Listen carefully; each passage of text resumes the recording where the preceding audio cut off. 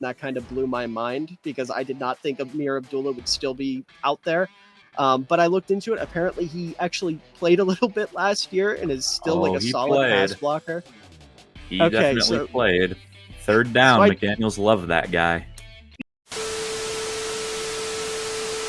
Alrighty, welcome everybody back to another video here on the channel. If you don't know who I am by now, my name is David. I also go by Miller Football, and I am currently doing a series here on this channel where I am talking about all 32 NFL teams in depth for the offseason, diving into what they did last season, what they did during the offseason, and what our expectations are for their upcoming season. And I'm bringing on fans of all 32 teams to talk about these teams because as a Bears fan, I can't do every team justice from an experience standpoint and whatnot. So we're going to be talking about the Raiders today. I've got two Raiders fans with me. To my right, we've got AJ. Down below me, we've got Brandon. So before we dive into this, how are we doing today? All right, I'm doing good. It's been a long day at work, but happy I'm out. Now I'm just relaxing. Yeah, been a good day for me too. No work for me today though. Little off day. Solid.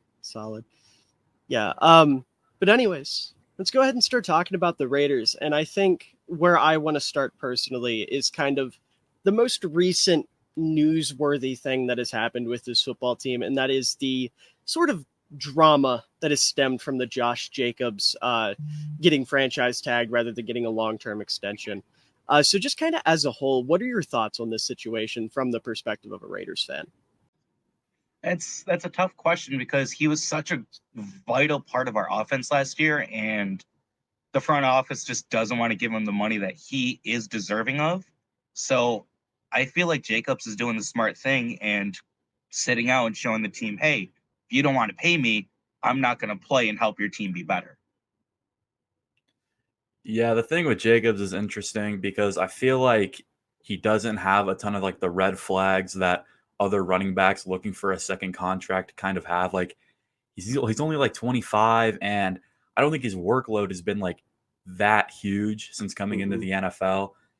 And I mean, just from like a front office point of view, you're a team like everyone is kind of doubting you.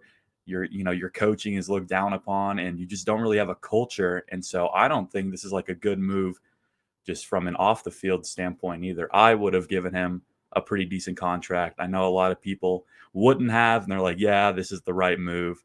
But no, I was in favor of bringing him back on a pretty lucrative deal. Yeah, I mean, it's definitely tough, from the outside looking in, obviously, because, like Brandon said, he was vital to the offense last year, an offense that was interesting, to say the least, and we'll get into that. But Jacobs is probably, I would say, the second most talented, or third most talented player on this football team behind Max Crosby and Devontae Adams.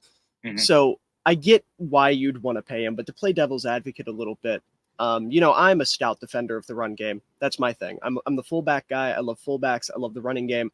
But it's tough to pay a running back like Jacobs, who, and I don't mean this to discredit him by any means, who isn't super in the passing game. Like, he's not Christian McCaffrey, where you can line him up out wide and have him run routes against, safeties and linebackers and create effective separation, even some nickel corners, right?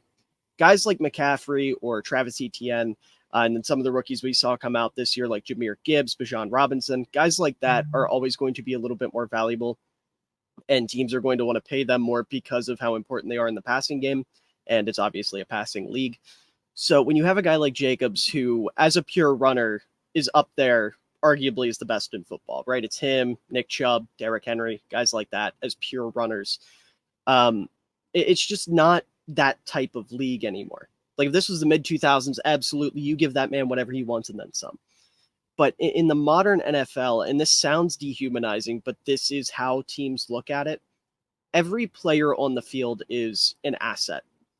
And when it comes to assets, you have a set amount of funds that you can allocate to those assets. And you want to spend the most money on the assets that are going to contribute the most to the style of football that teams are wanting to play. That's why quarterbacks, wide receivers, edge rushers, left tackles, cornerbacks, those are the highest paid positions because those are the positions that contribute most to the passing game. Whereas you look at a position like running back, especially a guy like Josh Jacobs, who is really dominant in the running game but doesn't add a lot in the receiving game, it's tough. That being said, like AJ said, from not only an on the field standpoint, but also an off the field standpoint, when you have a team that really doesn't have a lot going for it right now, and there's a lot of question marks, the identity's kind of in question, I don't think it would have been the worst idea in the world to pay him, because it's not like Josh Jacobs is going to come out next year and suck. I don't think there's any world where that happens, especially not now. He's going to play pissed off. But after leading the league in rushing yards, despite all of the dysfunction that was kind of going on within the organization, I don't think it would have been the worst idea to pay him either. So it's tough. I see both sides of it for sure. But I do kind of lean more towards wanting to pay Jacobs if I'm the Raiders personally. But another kind of tricky situation this is more talking about last year, was the Derek Carr situation, where you have a quarterback who has, fought pretty hard for this team throughout his career, and he gets benched last year for Jarrett Stidham, and then there's a little bit of drama in the offseason. He ends up getting released. He goes and signs with the Saints on a pretty lucrative deal. So just kind of the same question with Derek Carr. How do you feel, like, with that being in the past now, how do you feel about that whole situation? I feel like it's definitely, they're going to regret that decision 100%. He had a bad season, but it wasn't a bad season nonetheless, if that makes sense. Like, his numbers were bad, but it still was a very productive season for him. He did have 14 interceptions, but besides that, what was his issue that he had? He was getting sacked a lot. That's offensive line issues. So to me, they let him go as a scapegoat to prove that McDaniels wasn't the bad decision for head coaching, which he was a horrible decision for our head coach. They should have kept Rich Bisaccia instead of having McDaniels, but the front office wanted who they wanted, and when McDaniels got there, you could just tell Carr wasn't going to be the same, because he wasn't going to be in charge of that offense. It was going to be McDaniels' choice.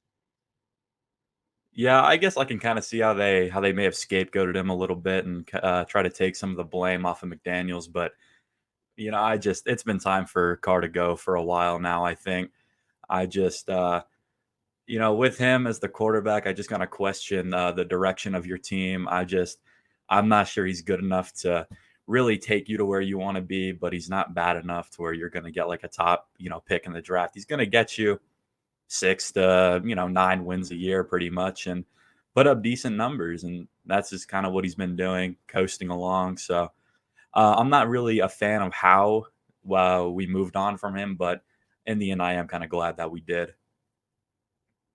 Yeah, I gotta agree with AJ there. I do think it was time for Derek Carr to go, and I'm somebody that has always liked Derek Carr. I can remember when the Bears were in their whole fiasco trying to figure out who they were going to get at quarterback. I was somebody that really wanted to check in on Derek Carr and see what the price was there and try to bring him into Chicago. But after last year, it was very, very apparent that this isn't the same Derek Carr that he once was, right? This isn't the Derek Carr that went on that tear. God, how many years ago was it now? And he ended up getting hurt at the end of the season. The Raiders got beat in the first round of the playoffs. I think it was 2015 or 2016 when it was the Patriots and Falcons in the Super Bowl. I still say to this day, if Carr didn't break his leg, the Raiders were going to the Super Bowl that year. They were way too good to lose in the playoffs. Yeah. I mean, that whole team was good. And like I was saying, Derek Carr was on a tear, right? Like Derek Carr looked like one of the 10 best quarterbacks in football that year pretty easily. So that wouldn't have shocked me. But that being said, that's not the Derek Carr you're getting in 2023. The Derek Carr of last year played a lot slower in terms of the mental side of the game. His processing was a lot worse. It seemed like his footwork was a little bit off. He was a little skittish in the pocket. And, you can point fingers to the offensive line or the coaching, and, that's probably fair. But the reality of the situation is Derek Carr's into his 30s at this point. He hadn't shown any signs of improving. He hadn't shown any signs of elevating the Raiders. So I know there's a lot of Raiders fans out there that like to make excuses for him, bringing up what the defense was the past couple years with him. And I know Saints fans are kind of dipping into that too. I've got a buddy who's a Saints fan that's a pretty big Carr guy. But they like to, kind of point fingers at the defense and the coaching staff. And sure, None of that was ideal, but if Carr was the guy, at that point in his career, he would have been able to rise above that and do something. And the reality of the situation is he just never did. So I like Derek Carr still. I hope he plays well with the Raiders. With the Saints, excuse me. I'm rooting for him. But it was definitely time for him to go in LA in Las Vegas. Good Lord, in my opinion. But yeah, it was definitely tough from an off the field standpoint how they kind of handled that, because Derek Carr is somebody who gave a lot to that football team, and for them to just kind of say, you know what, we're just going to bench you for Jarrett Stidham, and we'll deal with you later. It's tough. I can see why people would be pretty upset about that. Yeah, and like the season before, he had 4,500 passing yards, and that was like his career high. And yet the defense was still the defense that showed up last season. And he took a huge step back because of everything that went on. The season before, yes, the John Gruden situation, the not Hunter Renfrow, but Henry Ruggs situation, so much held that team back, and yet Carr stepped up and got the team to the playoffs that year. And then this past season, you could just tell he was not the same quarterback. So something happened in that time frame of last season and this previous season.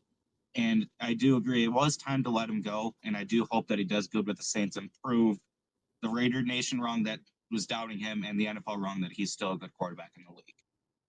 For sure. Yeah. Like I said, I'm rooting for Carr. It's always tough when you get in a situation like this, when you have a guy that's been with the team for that long, and he was never egregiously bad. I've seen some egregiously bad quarterbacks in my lifetime as a Bears fan, and Carr was never that. He had a pretty bad year last year, but it was still serviceable, right? When you see a guy that was playing at a high level and then he just kind of diminishes to serviceable like that, and there's still maybe a little bit of gas left in the tank, it's definitely hard to let go, because change is hard, especially when there's not an immediate replacement at quarterback, and we'll talk about what they did at quarterback when we get to the offseason, but it's kind of a lateral move, if you ask me. Granted, the Garoppolo knows the scheme a little bit better than Carr did going in, but that's neither here nor there. The point is, I can see why it would be really tough. It's just, AJ put it perfectly. It was time to move on. It absolutely had to be done. But looking at how the Raiders performed last season, this is a team that went 6-11, which was good for third in the AFC West. They were 4-4 at home, 2-7 on the road, and then 1-4 in their last 5 games. That end of the season was pretty wild, especially once Jarrett Stidham stepped in and he had a couple really nice throws downfield to Devontae Adams and things like that.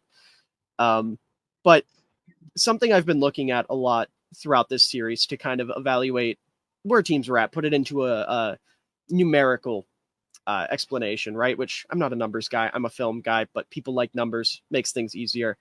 Looking at EPA per play for the Raiders last year, they were 19th in rushing, which is a little surprising considering they had the league's leading rusher, but that just kind of alludes to the fact that the team was more volume than, having a bunch of big breakaway runs, which is going to happen when you have a more bruising back like Josh Jacobs. Josh Jacobs is great. He's not Chris Johnson, right? He's not a speedster. He's not going to break off a ton of long runs. That's just not his thing. What really surprised me was they were 12th in passing EPA per play, which was really weird, looking at it, because obviously this is a team that didn't have a lot of success. You'd figure you're top half of the league offense, you'd win some more games, but that wasn't the case. We'll get into why that was here in a few minutes. 20th in run defense, 31st in pass defense, specifically coverage. And then looking at points, they were 12th in points scored with 395, 26th in points allowed with 418, and then 22nd in point differential with -23. So the key for the Raiders last year seemed to be the offense really thriving with big chunk plays, but failing to stay consistent. And then when the offense would get these big chunk plays and they would go up early, the defense would fall apart and couldn't keep up with other teams, and they would get into shootouts and lose a lot of games that they, a team with at least an average defense probably would have won. So definitely a unfortunate season amidst everything else. So another question for you guys, just kind of a year removed from that, how does it feel? Like, what were your thoughts on the season as a whole last year? I was very disappointed in the outcome at the end of the season, but I wasn't disappointed in how the team performed, if that makes sense, because like 7 out of their losses were one possession scores where they had at the very end, and then the defense just choked it away. They were 1 point away from beating Kansas City in Kansas City early in the season, which was very close. I didn't expect them to even be close to there. And then it was just the little performances where they had the lead at halftime and then get to the third and fourth quarter, the defense changed up and just couldn't stop the other team. And it was just disappointed to see the frustration on their faces. Like, what do they have to do to get to that next level to get the team to get that win? And it just, nothing ever clicked for the team half the season. Yeah, it was really frustrating. Every now and then you'd get a half a game of good offense, and then the next week you might get half a game of good defense, but it never all synced up. And, I think probably the most frustrating part for me was that we were still bad in the red zone. We've been bad in the red zone for years now. And I think that's just a big part of why we kind of blew so many games. We just couldn't score 7 points. We would go down and we'd put up 3, or we'd punt and we'd get the defense back out there after 2 minutes of rest. And you just can't do that for 17 games. You just can't. Those guys need a break sometimes after, playing defense for 9-minute drives or whatever, whatever it is. So it just all around just collapses pretty much, except for the specialists, though. Those guys are good. Those guys will always be good. Mm-hmm. But yeah, just offense, defense, coaching. There were lapses the entire year. And then there were good moments the entire year too, but it never all came together to like a good cohesive product. Yeah, for sure. And I think, AJ, you brought up the red zone ability. I think that was definitely a big driving force in the Raiders lacking success. Because when you're a team that can't score in the red zone, you're not going to win games. Point blank, period. Excuse me. But the issue on top of that, like, because they couldn't finish in the red zone, it almost felt like this was a team that was just always trying to get the big plays, right? And you can't win games if you're always going for the 40, 50-yard bomb downfield. It'll work sometimes, but it just makes you a really streaky offense that's never going to string together any sort of consistency. Like AJ said, it would be one game the defense would be the problem, the next game the offense would be the problem. And that was a big reason why, is because of how reliant this team was on those explosive plays. And I get it. You have a big name receiver in Devontae Adams who's always going to make big plays no matter what. But it's not a sustainable offense is the best way to put it. The only team that's going to succeed playing like that is like Kansas City, and that's because they have Jesus Christ himself at quarterback. Not every other team has that benefit, so it's tough, right? Yeah. And it results in a team that's just, like I said, very inconsistent, very streaky, and just can't grind out those tough wins. They're not a team that's going to get up and be able to run the clock out, run the ball, despite having a great bruising running back that would be great for that. They just can't do it because of how inconsistent they are as a whole. So looking at the offense and looking at some of the numbers specifically with scheme, starting with the run game, the Raiders are very much a man-up scheme. They like those man blocks. They're not one of these zone teams like we see a lot of teams nowadays.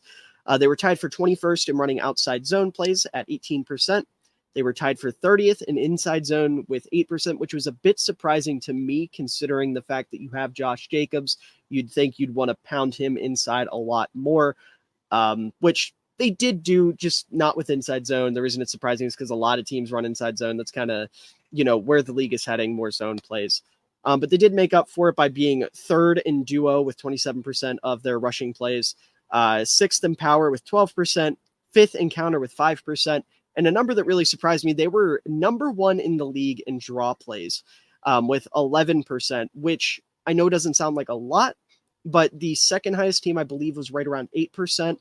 So it's kind of wild because nowadays a lot of teams that run these draw plays, they're primarily used for quarterback draws, right? You run a mobile quarterback right up the middle. And of course, Derek Carr and Jarrett Stidham they're not mobile quarterbacks.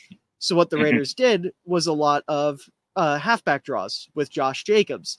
And like I said, that's just not something you see a lot of nowadays. It was something that they would kind of audible into on early downs against too high looks, because you'd have less safeties in the box. You run that draw play, you can get 5, 6, 7 yards with Josh Jacobs pretty consistently. So they did a lot of that, and it was very unique, and I liked it. It was fun. And then they were also tied for 14th in pin and pull plays. But another reason that the running game was so dominant, another reason why Josh Jacobs was so productive, is because of Jakob Johnson, who we'll talk about a little bit more when we get into free agency, since you guys brought him back. But I just got to give him his flowers. He's one of the more underrated players in the league, arguably one of the 5 best fullbacks in the league, definitely just one of the best fullbacks in the league. Him and Josh Jacobs are one of the best running back fullback tandems I've seen in a while. I love the two of them. Jakob Johnson gets a lot of PT in Las Vegas, and like I said, I just had to bring that up. I absolutely love him. I love what the Raiders do with him. And then moving into the passing game, they were 18th in play action. Not a team that's going to run a ton of play action, just kind of below average at 25.9% of their passing plays being out of play action. They were 26th in average time to throw at 2.96 seconds. They were 12th in air yards percentage with 55.3% of all their passing yards coming through the air. They were tied for 4th in average depth of target with just under 10 yards, 9.9 yards per target. They were 16th in big time throw percentage. So despite getting the ball downfield a lot, it wasn't like these were tough throws. These weren't, super difficult throws. This was just pretty much Devontae Adams getting open downfield because that's what he does. And the Raiders taking advantage of that whenever they could. And then they were also 8th in yards per attempt with 7.9. So like I said, the numbers support it. The tape supports it. I'm sure you guys can attest to it just from watching it. This was an offense that was far too reliant on explosive plays. I know I've said that 100 times, but that's like the main idea with this Raiders offense last year, is that reliance on explosive plays. And when you don't have a defense that can keep up with other teams, which the Raiders did not last year, that's not going to work. So jumping over to the defense and looking at some of their coverages, they were 8th in cover 0 with just under 3%.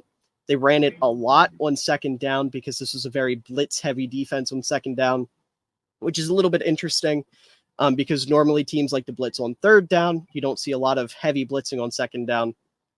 But the Raiders' mindset, it almost seemed like, we want to force you into third and long and then just put more guys in coverage. And cool idea. Didn't quite work out. Maybe it would work with better personnel. We'll have to see. They were 7th in cover 1 with 25% of their snaps, 14th in cover 2 with 15%, 15th in cover 3 with 35.6%, 22nd in quarters with 10.7%, tied for 22nd with quarter half with 5.6%, and 15th in cover 5 with just under 1%. So the next thing I want to ask you guys, I know I just kind of listed off a bunch of numbers there, but I always like to do that for these. The next thing I want to ask you guys is, what are your thoughts on the current coaching staff? Because I feel like the overall thought, or the overall feeling towards Josh McDaniels specifically, but the coaching staff as a whole, is pretty negative. So I don't know if you guys agree with that or if you have a different take, but what are your thoughts? I definitely am not too thrilled about the coaching staff. Like I said, I think they should have stuck with Rich Bisaccia because he was a player's coach. The players loved him. They wanted him back. And you bring in Josh McDaniels, and then he's just trying to change everything for what the team was. And no players really liked him in that position, is what I felt. And he was just a one-minded coach. Like, he wasn't letting the players make those ultimate decisions. He was, I want to run this play. You're running this play. You're not going to take the keys. This is my offense. And to me, it was just, the offense just started to become stale. The defense started to become stale and predictable. And just seeing him coach on the sidelines, like, he wasn't making those adjustments to make the team better and get them to take that next step. Yeah, it's a really interesting staff. You've got, I mean, mainly McDaniels and Patrick Graham. They're the play callers.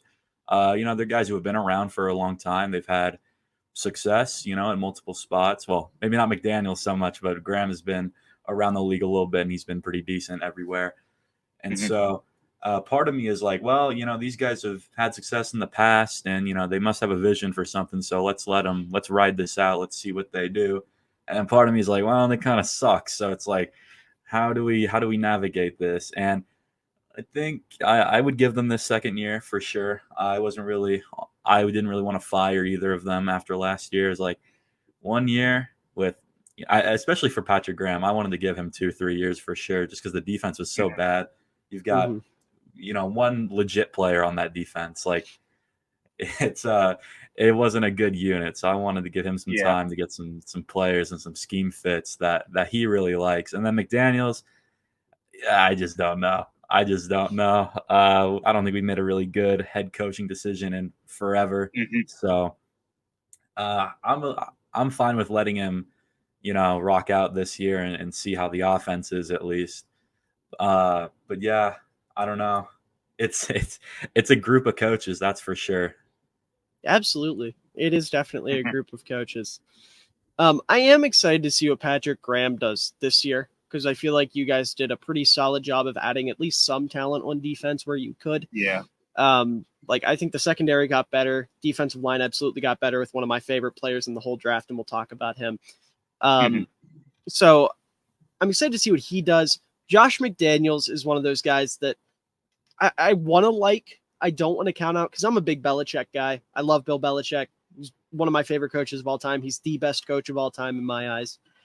So if you're someone that Belichick trusts, I have a hard time just outright giving up on a guy like that.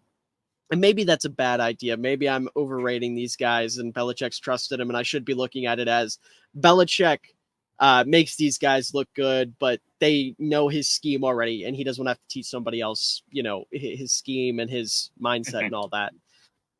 But yeah, I agree. It's definitely tough to evaluate that coaching staff, especially after the season that happened last year. I am glad that they didn't just give up after a year like the Raiders kind of tend to do. Yeah. I do agree with Brandon. I think keeping around Rich Bisaccia for at least another year would have been a great idea. And I promise I'm not just saying that because he got hired by the Packers immediately after. I do think he was a pretty solid coach for the Raiders. And given, all of the issues off the field, I think having a guy that, is a good players coach, like you said, Brandon, is very Mhm. important. And Josh Yeah. McDaniels is very much not that. He's a scheme guy. He's an X's and O's guy. He's not, buddy buddy with the players. He's not there to make anybody happy. He's there to get his shit done, do what he wants to do, and everybody just kind of has to go along with it. And that's fine. That's a solid approach to coaching if it works. But with a team in the situation that the Raiders have been in, with all of the drama, all of the issues, everything off the field, it's kind of tough to want to get behind a guy like that. Mhm. Um, but moving over to the offseason, free agency, starting off there, who was your favorite free agent that the Raiders brought in? Um, I'd have to say the recent acquisition of Marcus Peters. He's a veteran in the league. He's a good corner.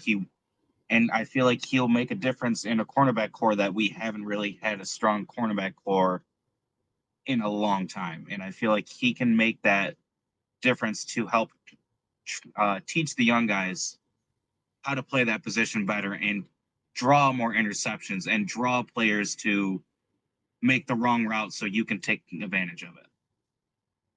Yeah, I like the Peters pickup. It gives us two starting level cornerbacks.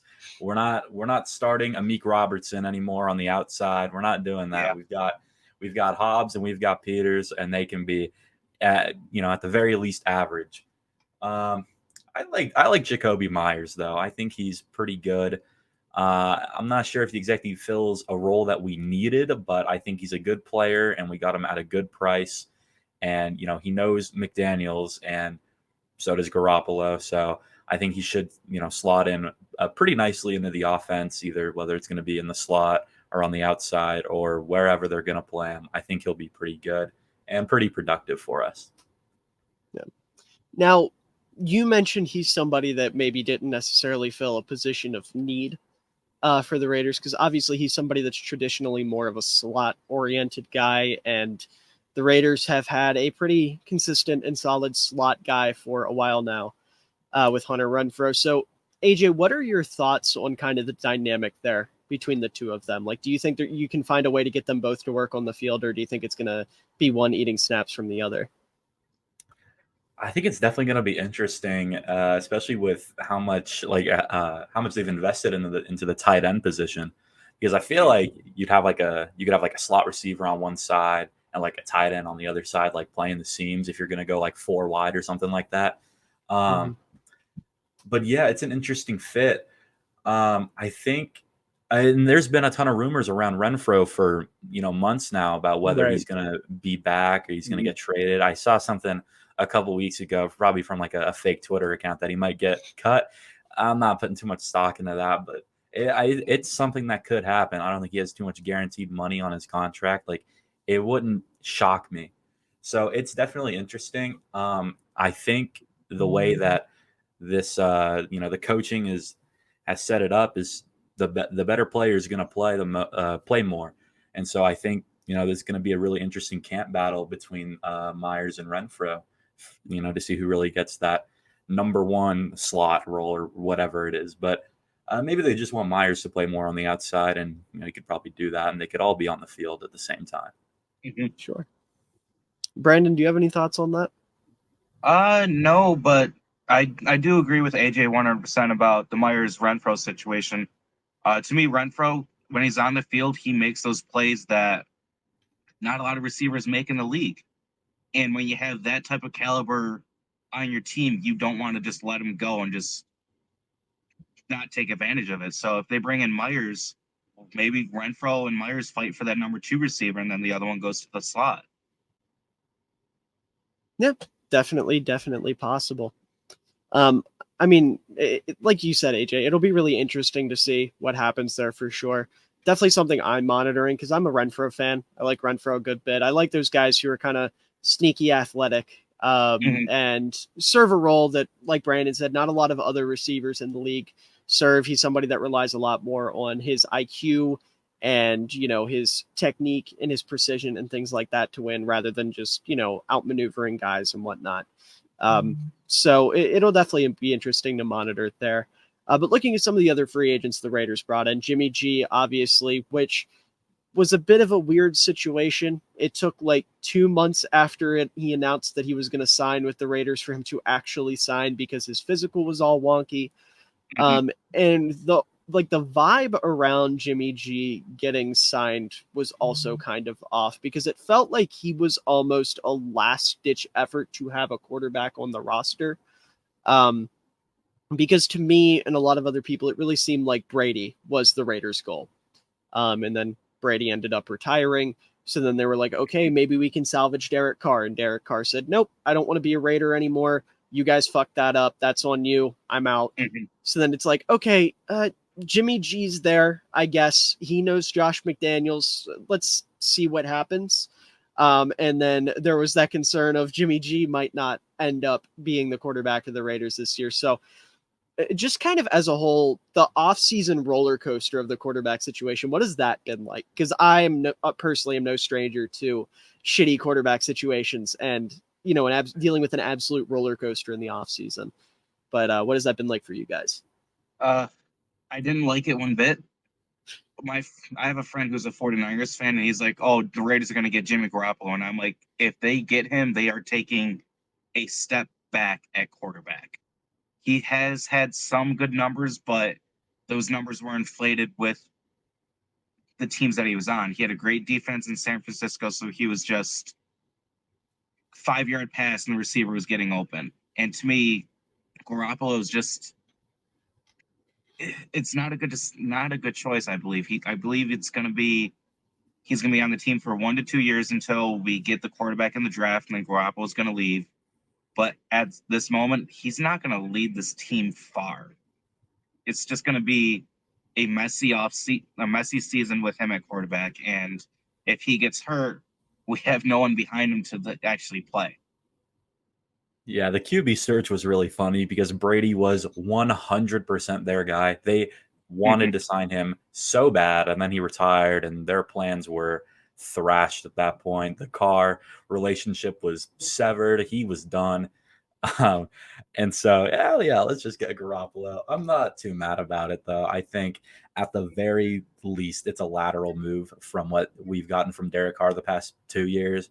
So I don't think the offense will really take too much of a step back. If anything, I think it might even get a little bit better. I think Garoppolo might just be a bit more consistent than Derek Carr, play to play, game to game, stuff like that. So yeah, I don't know. I'm not going to say I'm excited for Jimmy Garoppolo to be our quarterback or anything, but we moved on from Carr, and that's like the win at the quarterback position for me. Yeah, I think you hit the nail on the head, AJ, with the consistency, because that's what Jimmy G brings. He is Mr. Consistent. I mean, like on the bright side, I raved about the explosive plays, and that was the Raiders' whole identity last year. That's out the window with Jimmy G at quarterback. You are not getting explosive plays with him. Unless you're heavily relying on Tay Adams to just take every slant 80 yards, you're going to dink and dunk a lot. And maybe that's a good change of pace for the Raiders. I mean, they've got some good like dink and dunk weapons. You've got Devontae Adams, who's one of the best route runners in the league. You've got Renfro, who's a good slot. You've got Jacoby Myers, who can cook underneath. You've got Michael Mayer, who's a good short weapon, and maybe you even use him downfield a little bit because of his big body, and we'll talk about him when we get to the draft. But this is an offense that is going to be built a lot more for Jimmy G than Derek Carr because it's very methodical, it's very quick, it's very much you just hit your first read and don't think about it much. And that's Jimmy G's bread and butter. That's what he's done his whole career. That's what Josh McDaniels wants. So I do agree with AJ in saying that it might even be a little bit better this year with Jimmy G than it was with Derek Carr. And it's not because Jimmy G's a better quarterback. Like at best, it is a lateral move in terms of quarterback talent. But I do think it'll be more productive, and I think the offense will be a little bit more fluid. You're just not going to get those big explosive plays as often. I mean, you'll still get them. You got Devontae freaking Adams on the team. You're going to get them from time to time. But it's just not something you're going to have to rely on anymore or even really have the opportunity to rely on. But other free agents, like I was saying, DeAndre Carter coming over from the Chargers, good speed guy, good like fourth, fifth option. Brandon Facyson, I think I said his name right. I suck at names. But either way, solid depth corner. Marcus Epps listed as the starter at safety right now. I don't think that'll last, and we'll talk about why that is when we get to the draft, but he's solid. Austin Hooper, who may or may not be better than Mo Alley Cox, I don't know. He's on this roster as well now. Duke Shelley, I think, is a quietly good signing for the Raiders. He's somebody that has flown under the radar, but has been a pretty consistent nickel corner. And I think, like AJ was saying, you have Marcus Epps, you have Nathaniel Hobbs and Marcus Peters on the outside. And now you've got Duke Shelley in the nickel. I think that's a pretty okay cornerback trio. Like you could do a lot worse. I would say that's probably middle of the league, and that's a step up from where you were last year. Some of the other names, because the Raiders signed a lot of people. I did not realize this. Jordan Willis, Jaquan Johnson, Justin Murray, Greg Van Roten, Jacob Bobenmeyer, Christian Wilkerson, Cam Sims, John Jenkins, Brian Hoyer, David Long, Robert Spillane, and Philip Dorsett. So a lot of names, not a lot of star power, but definitely filling some gaps, getting some okay bridge guys.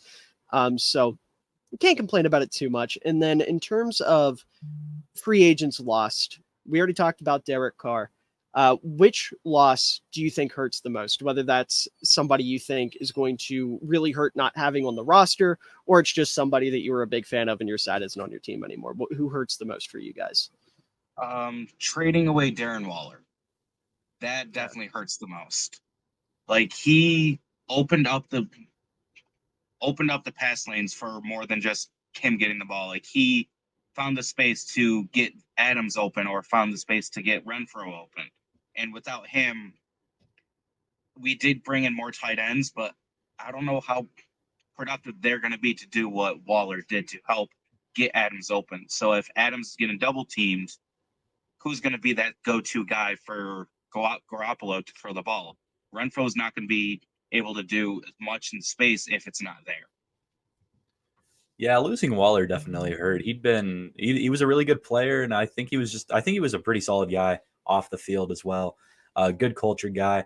I don't want to say anything about his story because it's very Yeah. very over talked about. But good story, Yeah. good guy. It seemed like a pretty good teammate. I don't know, there were some stories there at the end. I'm not really gonna buy into any of those. Who cares? Good teammate, Yeah. good player. So yeah, losing him for just the 100th overall pick kind of hurts. Yeah. And I like Michael Mayer, so I guess it kind of doesn't hurt as much anymore. But yeah, when that first happened, I was like, oh man, really? We're fire sale, man. They're just throwing it all away. Hmm.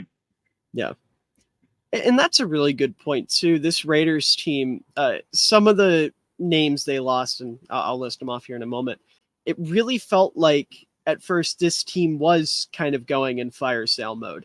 You cut your quarterback, you trade away one of your more valuable pieces, somebody that is a little bit on the older side and not somebody you want to build around at this point. You lost some really solid role players, and it's like, okay, the Raiders are committing to a rebuild. They're acknowledging that there's a problem. They can't continue on with what they currently have. They tried to compete in the AFC West. It didn't work. So they're going to start over. And then they make the Jimmy G signing and they try to fill in some holes. And it's like, oh, they're just trying to run it back with the same types of guys, just maybe a little bit better, at the very least, a little bit more manageable money wise. So it was weird in free agency to me with the Raiders.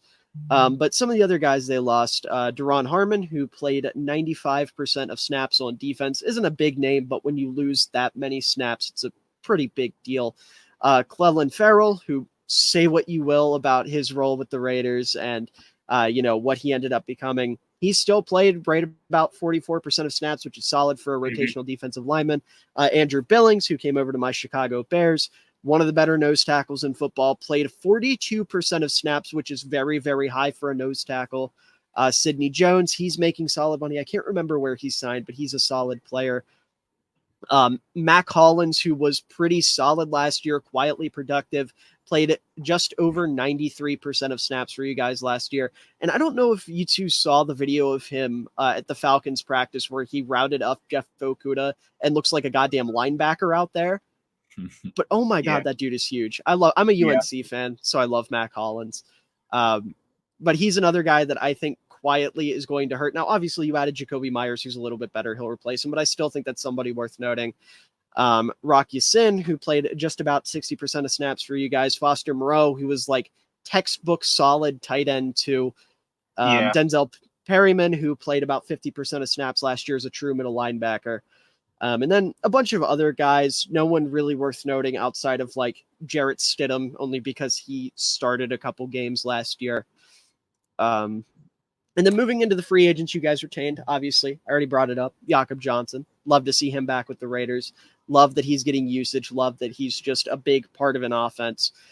Josh Jacobs, who's back on the franchise tag.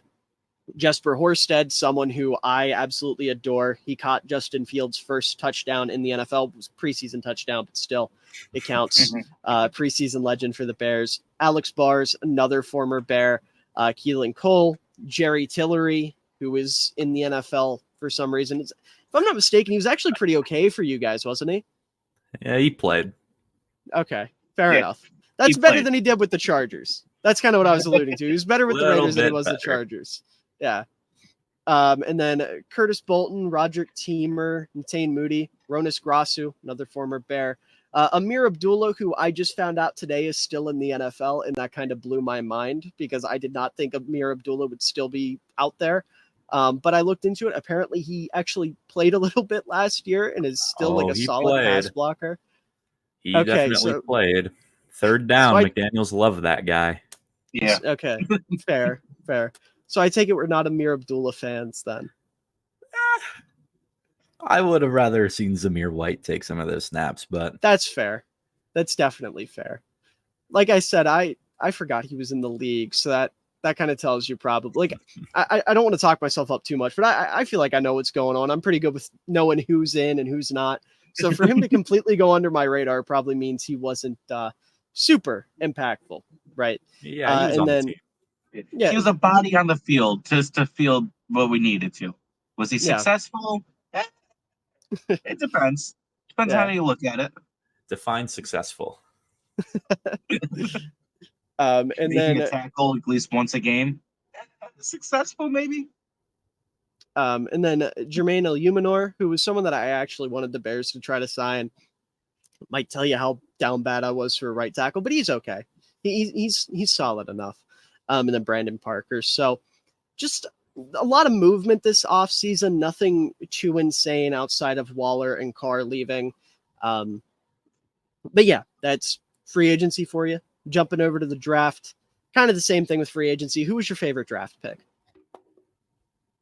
Our first rounder, Tyree Wilson. I'm hoping he is everything that he is scouted to be, and I don't want another first round bust like what we've been dealing with for the past half century.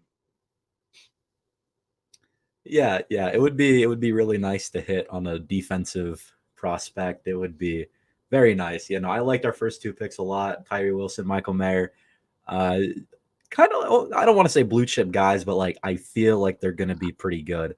I'd say pretty close to blue chip. Yeah, I'd say personally. I don't want to call them blue chip. I'm gonna save that for like like Will Anderson, Jalen Carter type of guys. But I feel like they're in that next tier, right below. Like these guys are gonna be pretty good NFL players pretty soon. But my favorite pick, maybe from like a good player, good value spot, was probably Chris Smith from Georgia. I thought he was a pretty good player there. Maybe got overshadowed a little bit by that, the front seven guys there, but no, he was pretty good for I think 2 seasons as a starter there, and getting him at pick 170, position that was needed. Safety's been bad for a long time, and position in need, pretty good player in college at least. Experience winning, which is pretty cool. It doesn't matter a ton, but he's a guy coming from a good culture. I like that pick a lot. Yeah.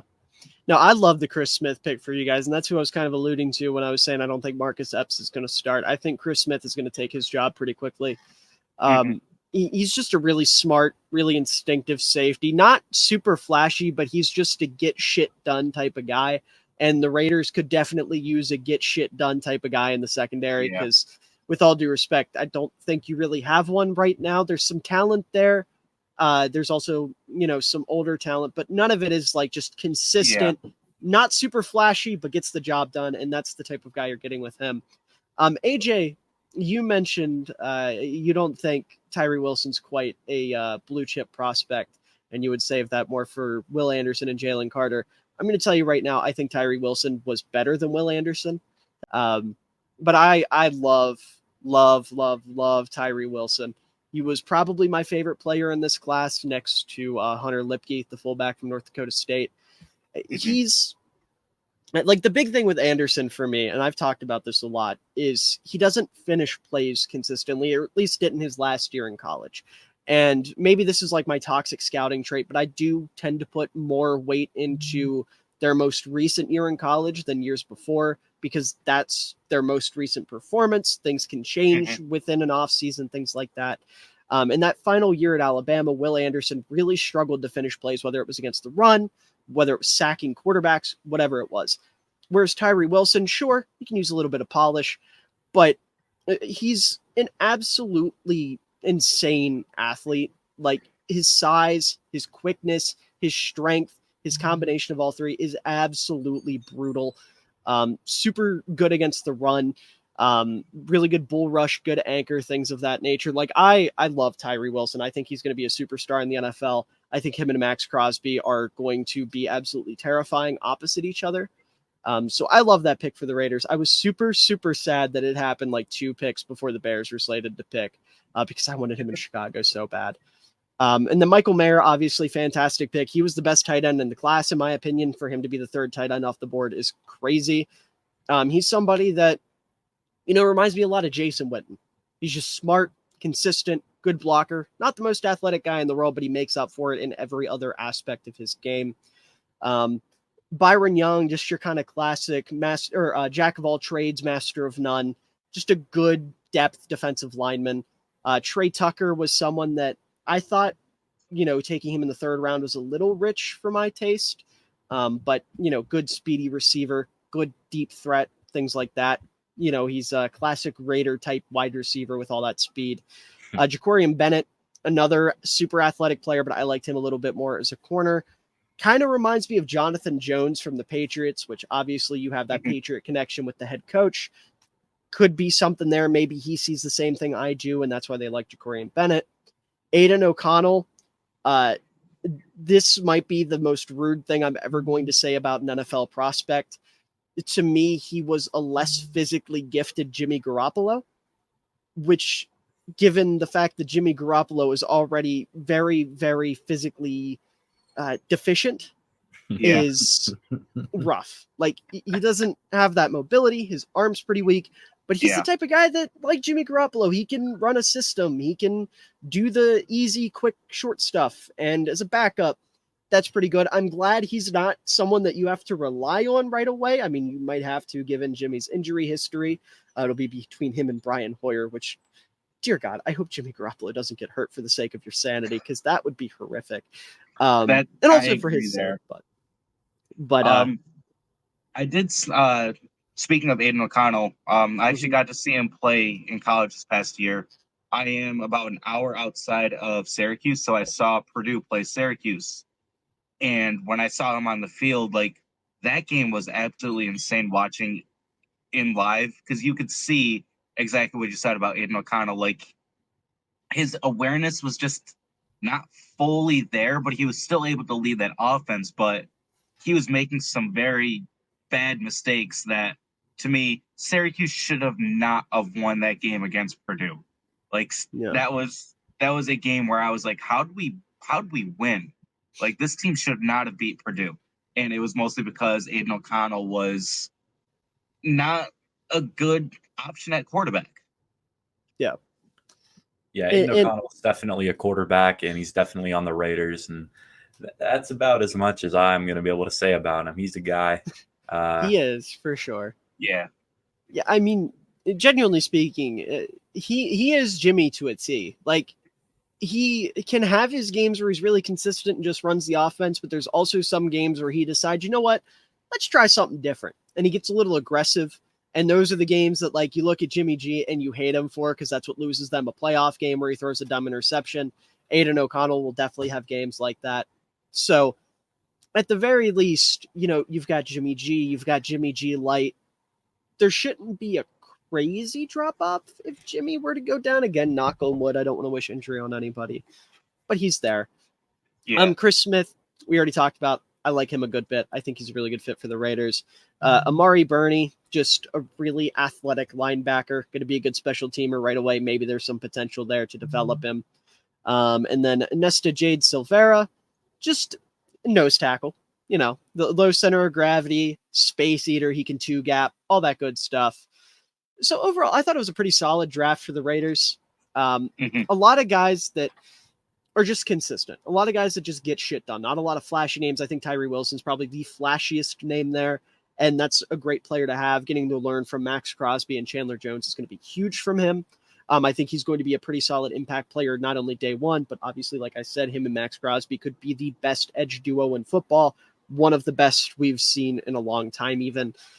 So definitely excited to see what happens there. Tyree Wilson is going to be someone that I am monitoring very, very closely throughout his career, because, like I said, I need him to be better than Will Anderson for the sake of my reputation, because I have hammered this take home for months and months and months. And if Will Anderson ends up being better, I'm going to look really bad. But moving away from the offseason and more into what our expectations are for the upcoming season, two-part question. What do you guys think the record's going to be like? You can either give a floor and a ceiling, or a straight up prediction, or just, a range, something. And then who are you most excited to watch this year? So for my record prediction, I think they're going to finish 5-12. I don't see much production for this team. I feel like they're going to win the games that they should win, and they are going to basically lose to the teams that I would expect them to lose to. I don't think they're going to be able to pull off much upsets.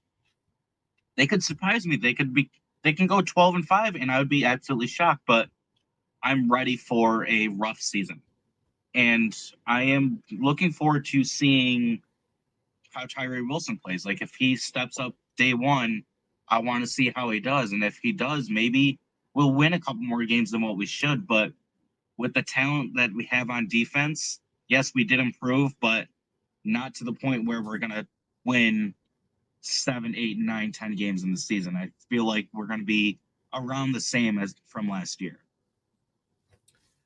Yeah, if I had to make a guess, I'd probably just go with that same 6-11 from last year. I don't think that we'd have the same number of blown leads or collapses or anything. It would just be more steady football. You just lose some games, you win some, and that's about it. I mean, I'd expect the offense to be, about top 10-ish where they've been for a couple of years now. I'd expect the defense to be pretty bad again. Maybe push for top 25 if we're lucky. Maybe get some more interceptions, stuff like that. Probably not, but wishful thinking, I guess. I just kind of maybe they're gonna like tread water this year and hopes for maybe a bigger season next year.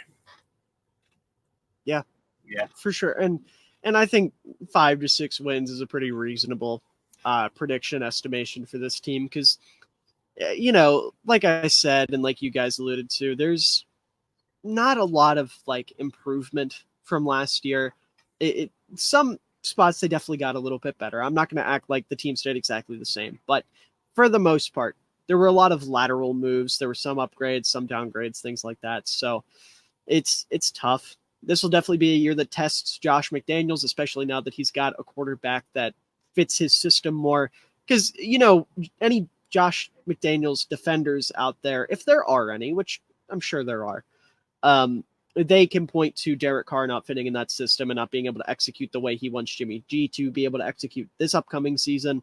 So excuses are off the table for him. He's got to do something. He's got to make something work. And I think if he wins 5 or 6 games, you might see more Raiders coaching turnover, which I know nobody wants because there's already been so much. But at a certain point, you can't hold on. And I feel like the Raiders are a team that are very not willing to hold on to a coach like that. Mm-hmm. But the second part of that question, what player are you guys most excited to watch this year? Like I said, I'm excited to see Tyree Wilson 100%. Like I'm hoping he gets right out of the gate and just takes the NFL over by storm. I want to see him making that space for Crosby to get 10, 15, 20 sacks in a season. Yeah, I can't wait to see Max Crosby. I think a lot of his game came together in 2021. He led the league in pressures, stuff like that.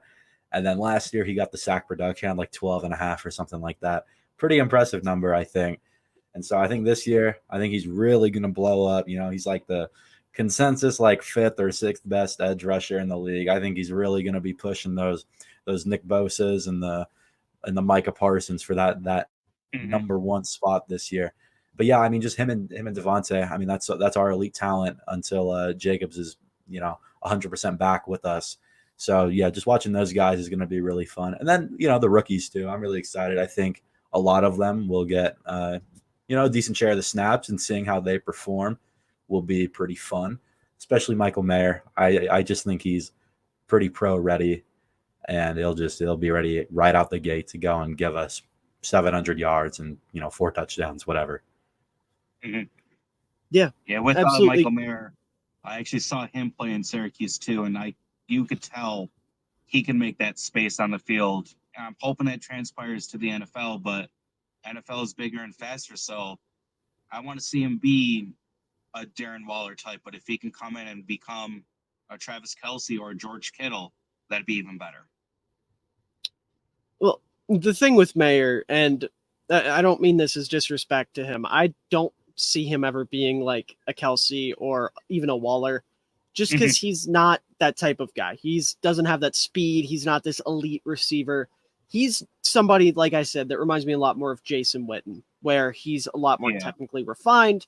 It's a lot more of just finding the open spot in the zone, or mossing somebody even because he's big and tough. Like that's more his game. I wouldn't expect him to do a lot of the same things that Waller did, like you mentioned early on, running up the seam and opening up for Devontae Adams and things like that.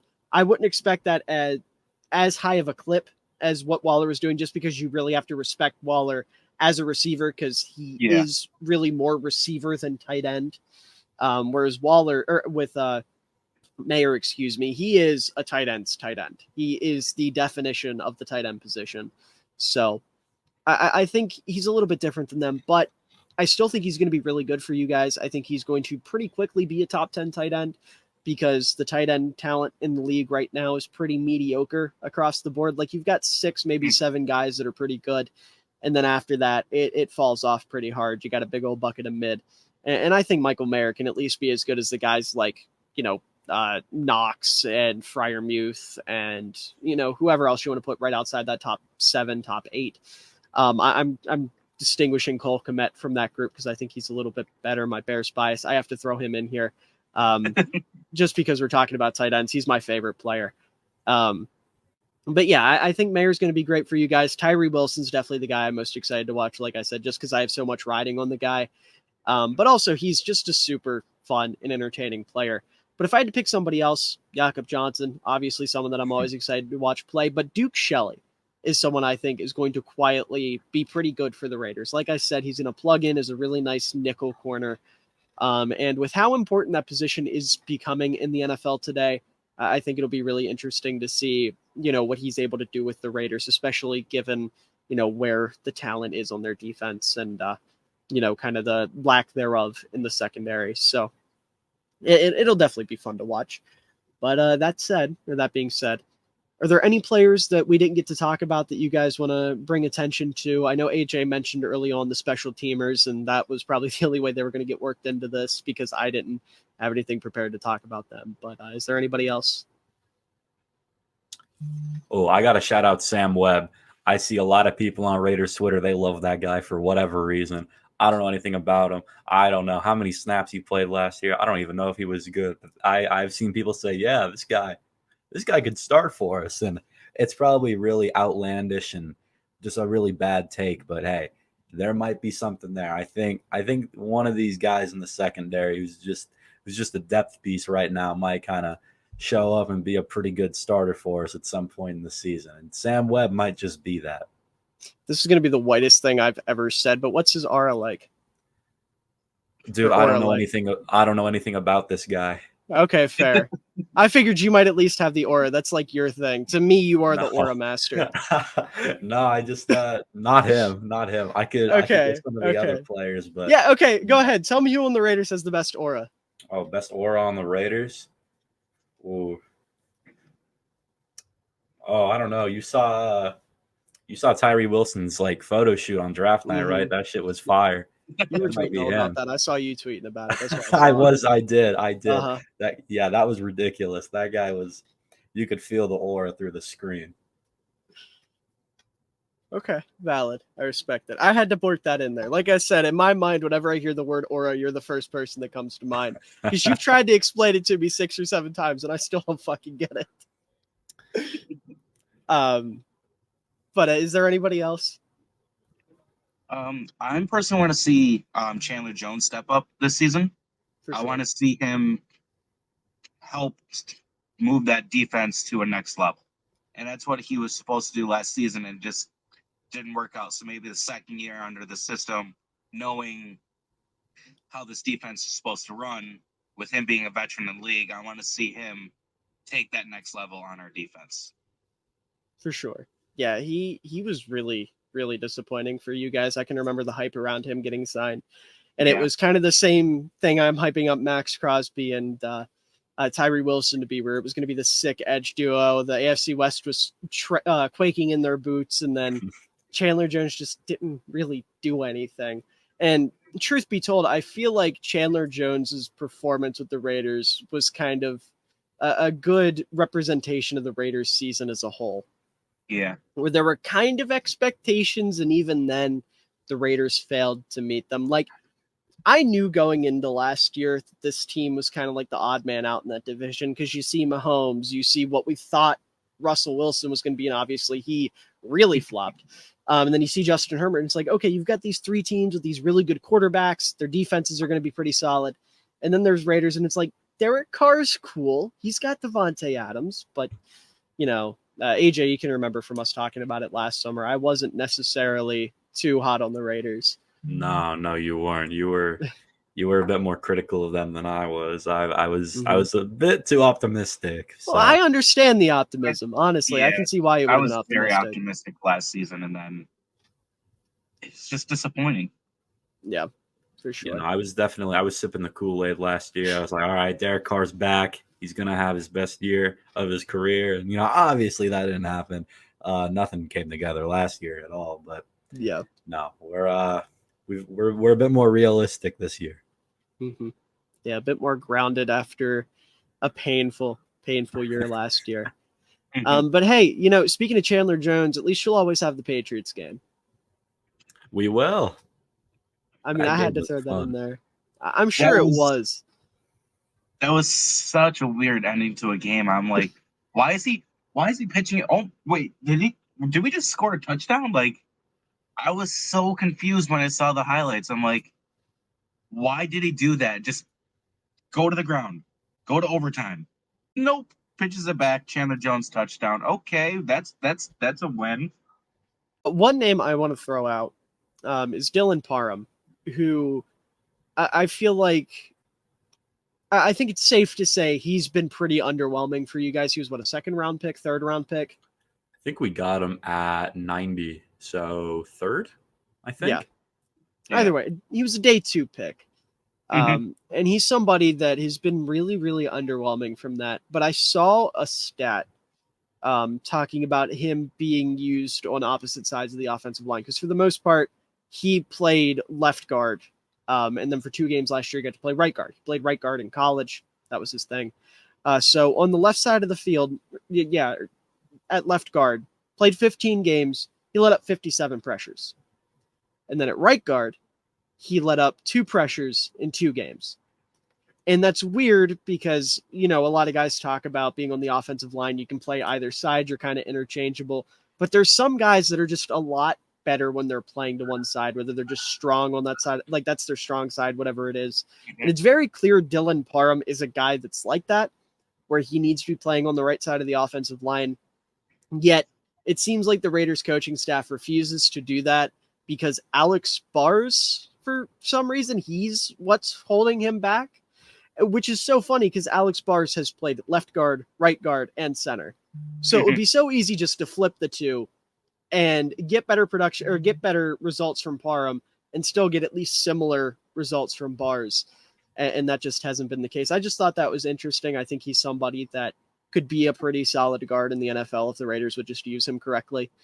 But it's tough. This coaching staff, like we've said, it's questionable to say the least. But with all that being said, I think that about wraps us up here. So before I do my outro, if you guys would like to plug anything, by all means, the floor is yours. I'm on Twitter, AJ Mendoza, 2 A's on there. I will, I'll try to live tweet the games when I can. Always in despair though. I'm very pessimistic on Twitter, a lot more than I actually am. I'm on there, pretty active. Go Raiders, man.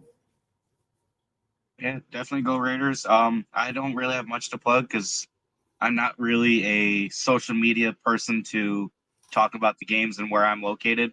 I don't get to watch their games that much because I am stuck in an area of the Bills games, the Patriots games, or the Jets games on TV. So I'm always screwed out of watching Raiders. Oh, I feel you. I'm a Bears fan and I live in Maryland. So I don't get a lot of their games locally. There's ways around it. Not exactly legal, so we're not going to talk about them, but there's definitely ways around it. But all that being said, AJ's Twitter will definitely be in the description down below, as well as all of my links. Thank you. Of course, it's the least I could do. But all my links will be down there as well. Link to my podcast, Run the North. It's a football podcast primarily. We talk about other sports as well. I don't engage in a lot of that because I'm pretty much a football guy. Then also my TikTok, Instagram, Twitter, all that good stuff. It'll all be in the link or all in the description down below. But with that being said, to the 2 gentlemen joining me here today, as well as everyone out there watching, I hope you all have a wonderful day, evening, night, afternoon, whatever time of day it is for you. I hope you enjoy it because you're all wonderful people and you deserve it.